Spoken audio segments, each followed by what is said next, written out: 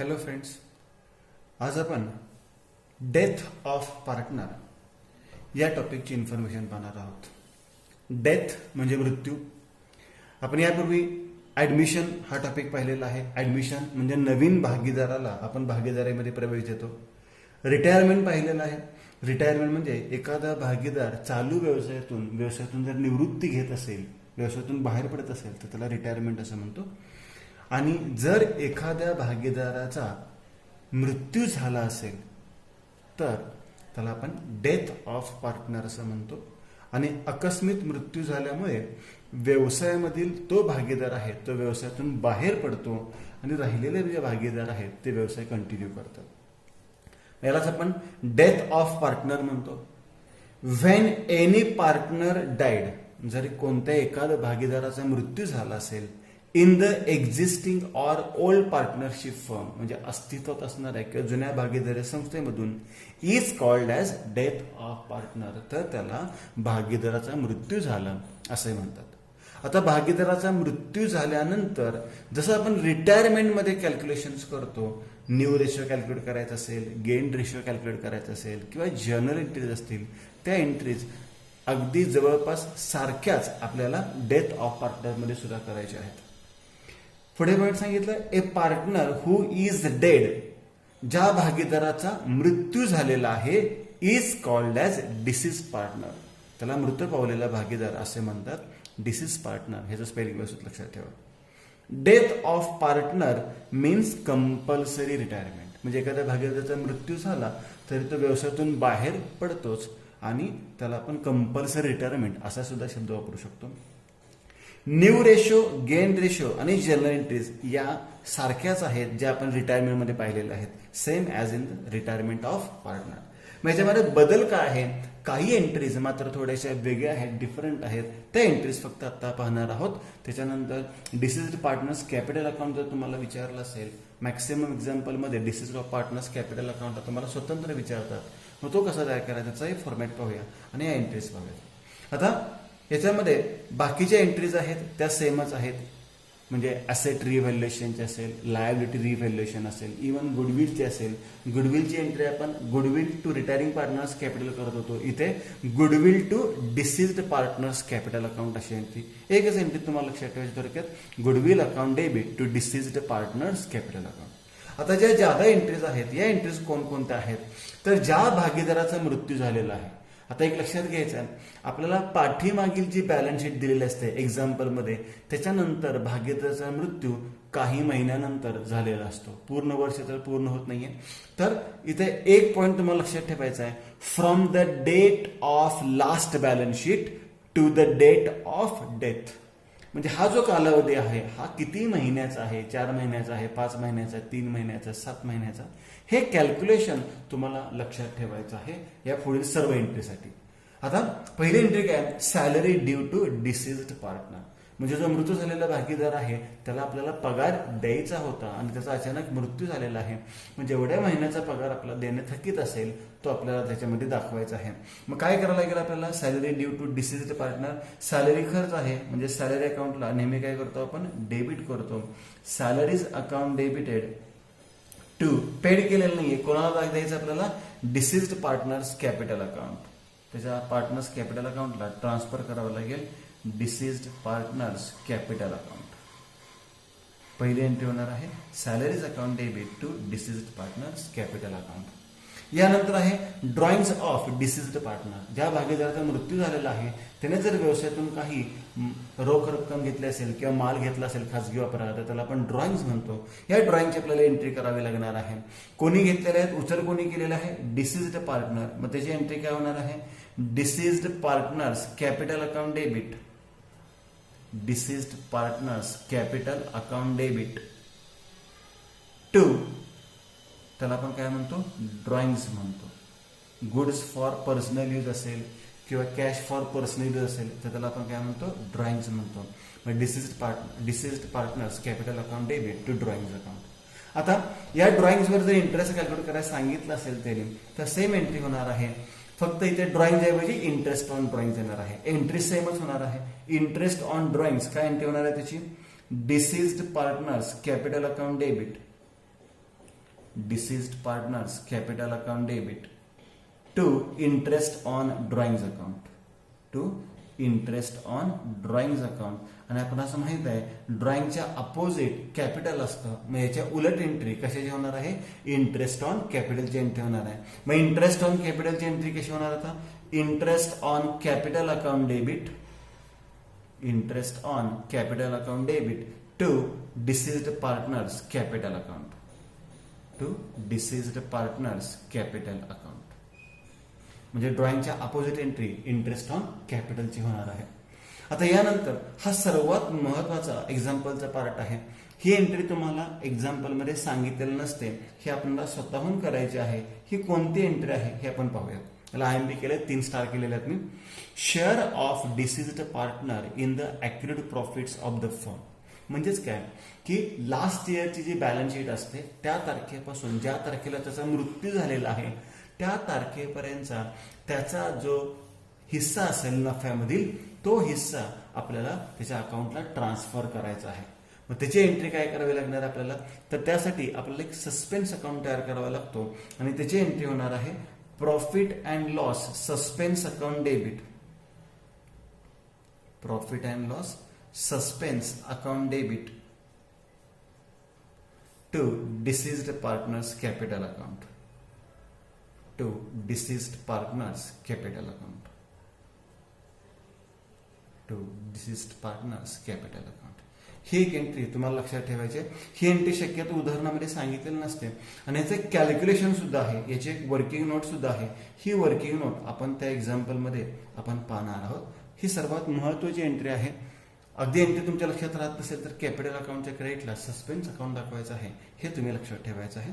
आणि शेवटची एंट्री, ही एंट्री पाठ करण्याची अगदी आवश्यकता नाहीये. ही एंट्री तुम्हाला फक्त लक्षात ठेवायला लागेल.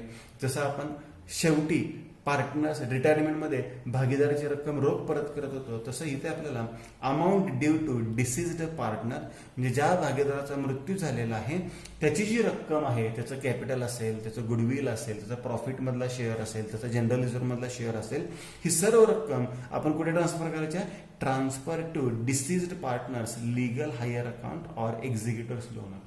लीगल हायर म्हणजेच कायदेशीर वारसदार म्हणतो आपण. मग त्याचा जो मुलगा असेल, त्याची पत्नी असेल, या कायदेशीर वारसदाराला आपल्याला त्याची रक्कम द्यावी लागेल किंवा त्यांच्या लोन अकाउंटला ट्रान्सफर करावी लागेल. म्हणजे आपण आपल्या व्यवसायाला त्यांना ही रक्कम देणे आहे. मग याची एंट्री आपल्याला कशी करायची आहे, तर ती एंट्री करायची आहे deceased partners, deceased partners capital account debit, deceased partners capital account debit to executors loan account, executors loan account किंवा त्याला आपण म्हणतो legal heirs account, legal heirs account. या पद्धतीने आपल्याला डेथ मधील काही एंट्रीज पाहिजे, डेथ ऑफ पार्टनर मधील. तर याच्यामध्ये सॅलरीची एंट्री क्वचित येते, पण ड्रॉइंग्स किंवा interest on drawings, interest on capital याच्या एंट्रीज येतात. ही एंट्री मात्र प्रत्येक एक्झाम्पलमध्ये आपल्याला करायची आहे. आणि याच्यामध्ये पार्टनर्स कॅपिटल अकाउंटचा म्हणजे डिसीज पार्टनरचा जो फरक आहे तो फरक आपल्याला कोणत्या अकाउंटला पाठवायचा आहे, लीगल हायर अकाउंट किंवा एक्झिक्युटर्स लोन अकाउंट. मग ही एंट्री पाठ करण्यापेक्षा मी अशी एक नोट लिहून देतो, ती नोट लिहून ठेवा. डिसीज्ड पार्टनर्स कॅपिटल अकाउंटचा फरक, डिसीज पार्टनर्स कॅपिटल अकाउंटचा फरक लीगल हायर अकाउंटला ट्रान्सफर करा, लीगल हायर्स अकाउंटला पाठवा. एवढी एक नोट लक्षात ठेवा. मी तुम्हाला ही एंट्री पाठ करण्याची आवश्यकता पडणार नाही. मग झाल्या या डेथ ऑफ पार्टनरच्या एंट्रीज. आता उदाहरणामध्ये बऱ्याच वेळा आपणास काय केलं जातं, तर डिसीज पार्टनर्स कॅपिटल अकाउंट हा आपल्याला स्वतंत्र विचारला जातो. मग तो जर तुम्हाला विचारला असेल तर तो कसा लक्षात ठेवायचा आहे, पहा आता. Deceased partners capital account, deceased partners capital account.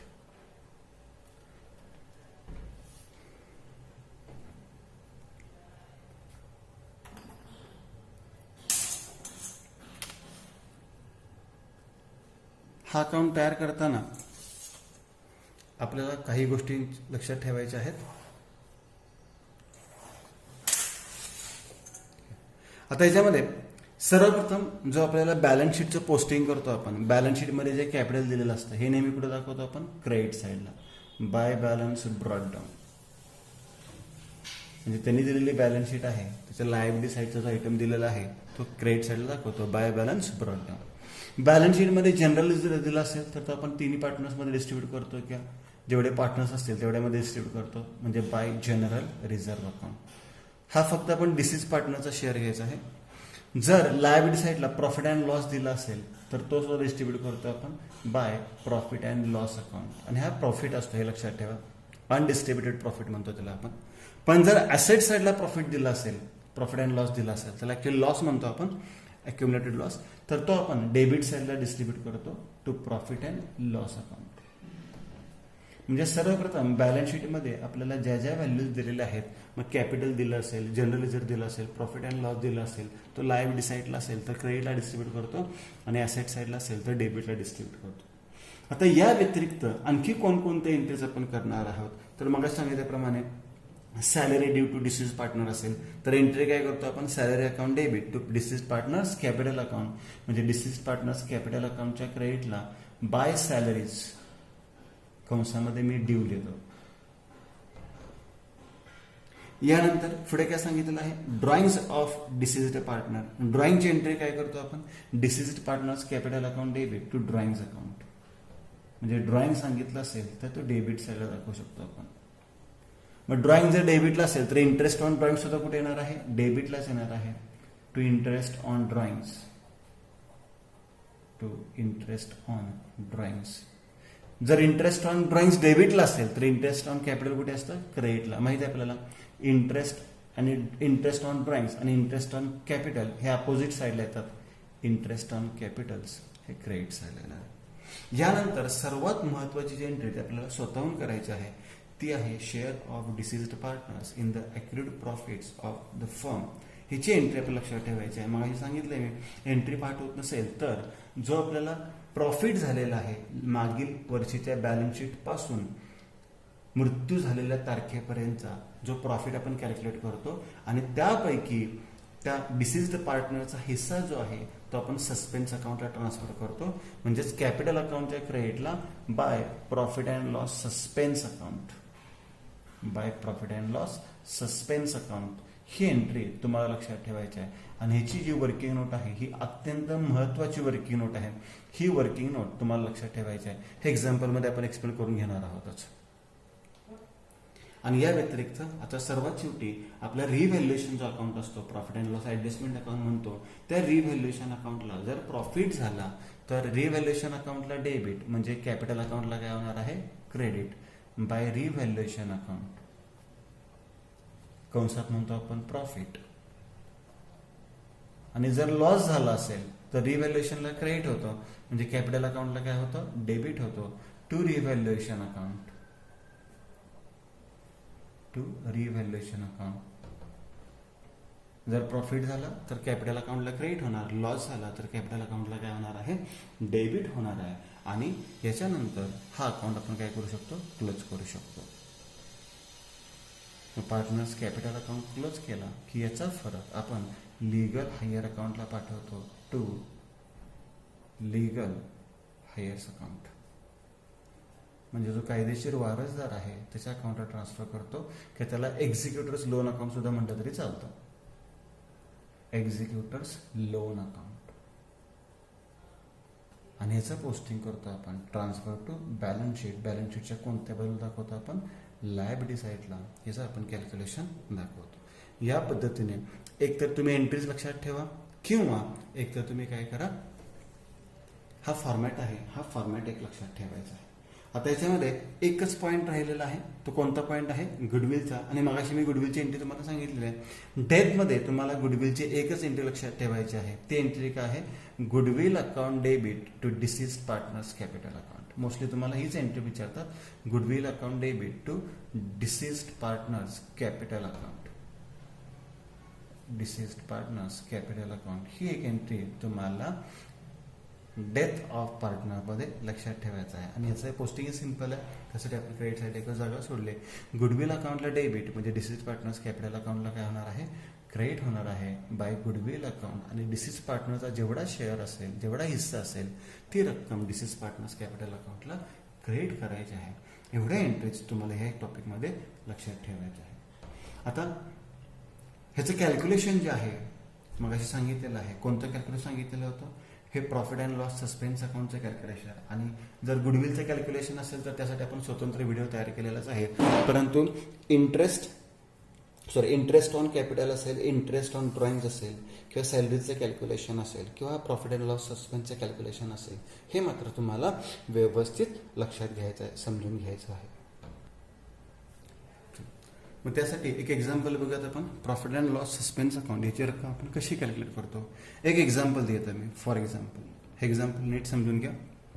A, B and C are partners. A, B, C काय आहेत? पार्टनर्स आहेत. शेअरिंग 2:1 आणि त्यांचा रेशो किती दिलेला आहे? 2:1. आपल्याला बॅलन्स शीटची तारीख दिलेली आहे 31/3/2012. आपल्याला तारीख दिलेली आहे 31/3/2012 आणि याच्यामध्ये सांगितलेलं आहे बी डाईड, बीचा मृत्यू झालेला आहे ऑन 30/6/12. 30 जून 12ला त्याचा मृत्यू झालेला आहे. ही इन्फॉर्मेशन आपल्याला एक्झाम्पल मध्ये दिलेली आहे. बघा, ए, बी, सी पार्टनर्स आहेत. 2:1 रेशो आहे आणि बॅलन्स शीटची तारीख आहे 31/3/12 आणि बीचा मृत्यू केव्हा झालेला आहे? 30/6/12. म्हणजे साधारण 3 महिन्यानंतर, म्हणजे मागील बॅलन्स शीट पासून पुढे 3 महिन्यानंतर कोणाचा मृत्यू झालेला आहे? बीचा मृत्यू झालेला आहे. आणि एक ऍडजस्टमेंट त्यांनी सांगितलेलं आहे. काय ऍडजस्टमेंट सांगितलं ते इथे लिहून देतो मी. The deceased partners share, the deceased partners share in profit up to the date of death, was to be calculated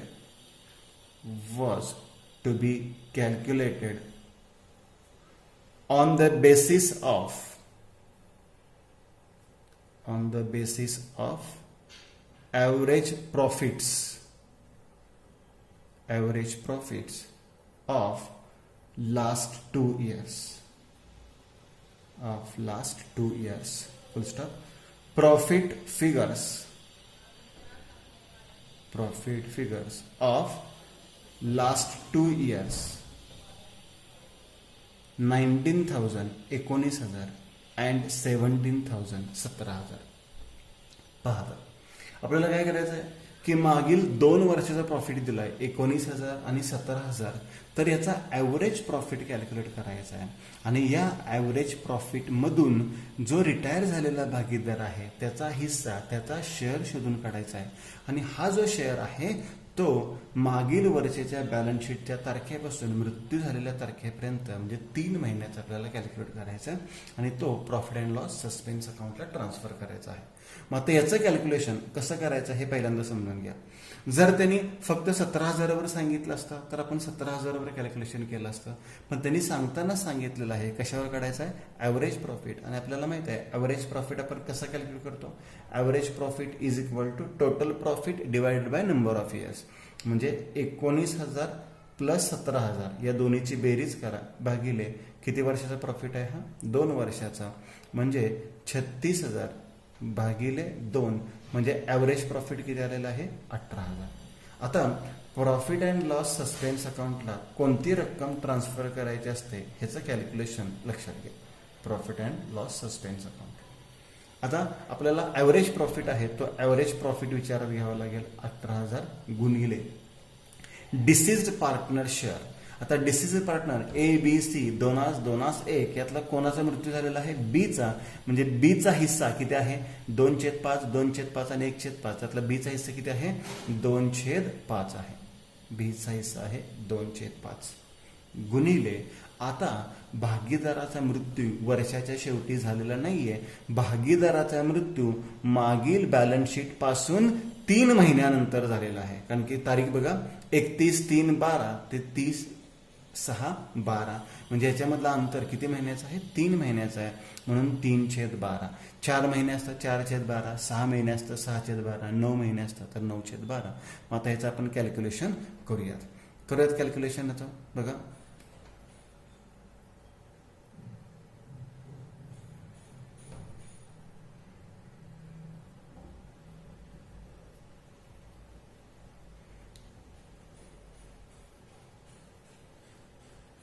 नऊशे गुणिले 2 म्हणजे किती रुपये आलेला आहे? 1800 रुपये. कशाला दाखवणार आपण? प्रॉफिट अँड लॉस सस्पेन्स अकाउंटला दाखवणार. मग याची एंट्री लक्षात ठेवू शकता, किंवा हा profit and loss suspense account कुठे दाखवतो आपण? कॅपिटल अकाउंटच्या क्रेडिट साईडला दाखवतो. कोणाच्या कॅपिटल अकाउंटच्या? डिसिस्ड पार्टनर्स कॅपिटल अकाउंटच्या क्रेडिट साईडला दाखवतो. याची एंट्री कशी लक्षात ठेवायची आपल्याला? ही जी रक्कम आहे 1800 ही कॅपिटल अकाउंटच्या क्रेडिटला दाखवायची आहे. म्हणजे प्रॉफिट अँड लॉस सस्पेन्स अकाउंटला काय होणार आहे? डेबिट होणार आहे. मग profit and loss suspense account debit to deceased partners capital account. Deceased partners capital account किती रुपयाने एंट्री होणार आहे? 1800 रुपयाने याची एंट्री होणार आहे. या पद्धतीने आपल्याला डेथ ऑफ पार्टनर याचे एक्झाम्पल आता पाहायचे आहेत. ते आपण पुढील लेक्चरमध्ये पाहणार आहोत. थँक्यू.